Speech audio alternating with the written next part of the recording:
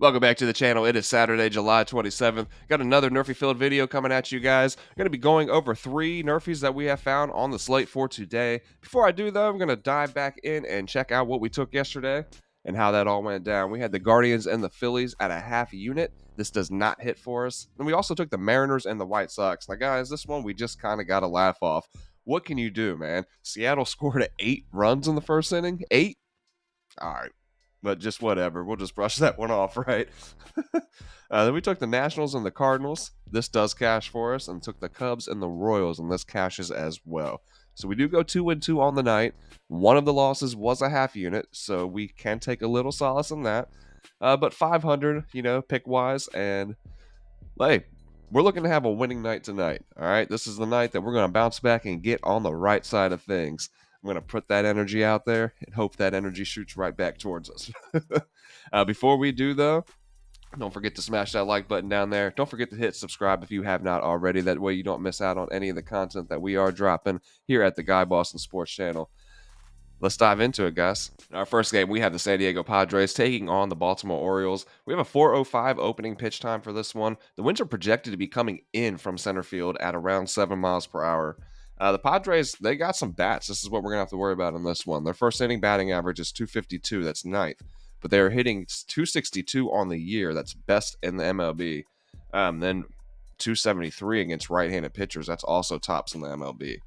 D. Kramer is on the mound for Baltimore. He is a right-handed pitcher. He's got a Nerfy record right now of 4-1 in his last 5, 12-1 overall for the year. That's a 92% hit rate. His ERA is sitting at 4.43. Then you look at his first inning whip, 54, first inning opponent batting average, 91. He has a 5-pitch arsenal. He's relying the most on his fastball. He's using that at a 32% rate, followed by a cutter that he's using at a 27% rate. But the Padres, they're seeing those pitches well on the year. It's the splitter and the curveball that he throws that they do struggle with, but he's only throwing them at about a 15 and 11% rate, respectively. The Orioles' first inning batting average sitting at 251. That's 10th. Versus right-handed pitchers, they are 252. And we have Michael King on the mound for San Diego. He is a right-handed pitcher. Now, his Nerfy record in the last 5-0, 18-2 overall for the year. His ERA is 3.28, first inning whip of 70, first inning opponent batting average of 149.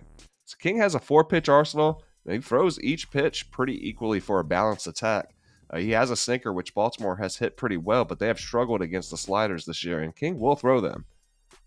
So yeah, the offenses are, it's scary in this one, but with the pitching that we have in hand, it's hard to ignore those hit rates for these Nerfies here. 12-1, like I said, for Dean Kramer, 92%, 18-2 for Michael King, that's 90%. So you got both of these guys hitting the Nerfy at 90% or above. Hey, this is one of those ones that I am going to take a flyer on, even with the bats, like I said, being a little scary, right? Look, this is what these Nerfies are, and this is why a lot of times I try to really encourage people not to parlay Nerfies. I know it's fun, and I'm not gonna lie and act like I don't do it as well. But with that said, typically with any Nerfie that I'm parlaying, I'm running it as a single as well, and I'm just sprinkling on a parlay at the end, because it's fun as hell when they all cash, right? But we all know, man, like we can get through 5 outs in this first inning, and one swing of the bat can just totally ruin that Nerfy for us. It's one of those bets, man, that it's a little bit of a risky bet, but it's a fun bet when they are cashing. So it's just the name of the game. So sorry for that little rant there, but just I see it a lot in the comments. Oh, this one killed my lay. This one killed the parlay.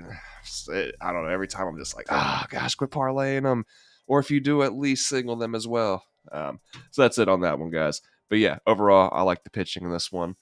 I'm going to roll with this one still. And next up, we have the Cincinnati Reds taking on the Tampa Bay Rays. We have a 4:10 opening pitch for this one. Winds are projected to be blowing from left to right field at around 8 miles per hour for this. The Reds are sitting at a 59-44 overall record for Nerfies, and the Rays are 55-49 to the Nerfy for the year. The Reds bats, man, first inning batting average, horrible. First 191. That's 29th in MLB. Then versus right-handed pitchers, not much better. 227. That's 26th in the league. Zach Littell will be on the mound for Tampa Bay, a right-handed pitcher. His Nerfy record, 4-1 in his last 5, 13-7 overall for a 65% hit rate. He's got an ERA of 4.46, The first inning whip of 140, first inning opponent batting average of 268. Now, the Rays bats, not much better. First inning batting average sitting at 236. That's 18th. And then versus left-handed pitchers, they are hitting 257. That is 21st. We have Andrew Abbott on the mound for Cincinnati. He is a left-handed pitcher. And his Murphy record, 5-0 in his last five, 13-7 as well overall, 65% hit rate. But he's had 7 first innings in a row without a run given up now. He has a first inning whip of 155 and a first inning opponent batting average of 284. So not the best numbers. So this is one where I'm more or less fading the offenses rather than backing these pitchers. Abbott, I do know that, as a Cincinnati Reds fan, I know Abbott has some good stuff. The Rays struggle against the slider and the curveball, and Abbott does throw both of those, but he prefers the fastball. Littell's top 2 thrown pitches are the slider and the splitter, and most of the entire Reds lineup struggles with both, seeing increases in strikeout rate and decreases in WOBA. Look, also as a Cincinnati fan, I can tell you that the Reds just struggle to hit the ball. I don't think this is any secret, but man, having it plastered on your TV every single day, it gets depressing to watch, man. They definitely struggle hitting the ball. So, yeah, like I said, fading the offenses in this one. I like this Murphy as well. And then for our last game, we have the Chicago Cubs taking on the Kansas City Royals. We have a 7:10 opening pitch time for this one. Winds are projected to be blowing from right to left field at around 10 miles per hour. So keep an eye on that. If that shifts at all and starts blowing out, we definitely are going to want to stay away from this one. The Cubs are sitting at a 67-38 overall Murphy record. Royals are 60-44 to the Murphy on the year. The Cubs' first inning batting average, 218. That is 26th. And then versus right-handed pitchers, they are only hitting 229. That's 25th. We have Seth Lugo on the mound for Kansas City. He's a right-handed pitcher. 5-0 in his last 5 to the Murphy. 19-2 overall for a 90% hit rate. An ERA of 238. First inning whip, 105. First inning opponent batting average, 219. The Royals, they're hitting in the first inning, 249. That's 11th. And then versus left-handed pitchers, they are hitting 258. That is 8th. Shada Amant, I can never say his last name. We're just going to say Shada. I don't know. I always stumble over dude's last name. I'll just keep tongue twisting. Murphy record of 4-1 in the last 5. 16-2 overall, 89% hit rate. He's got an ERA of 238. First inning whip of 83. First inning opponent batting average of 131.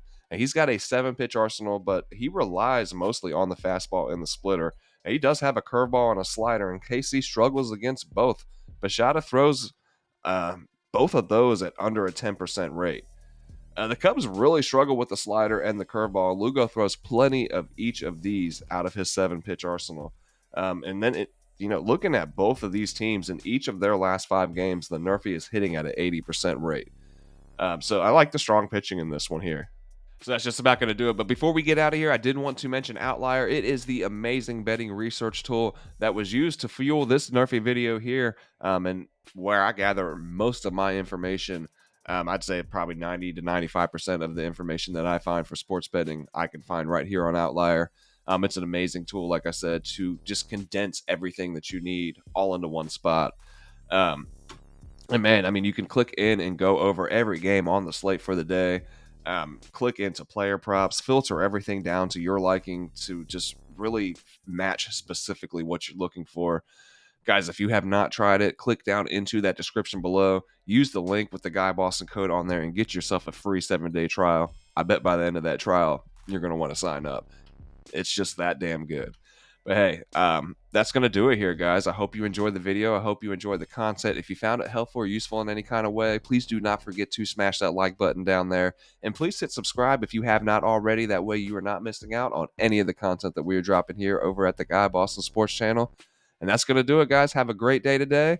Bet responsibly. Now let's go get a bag.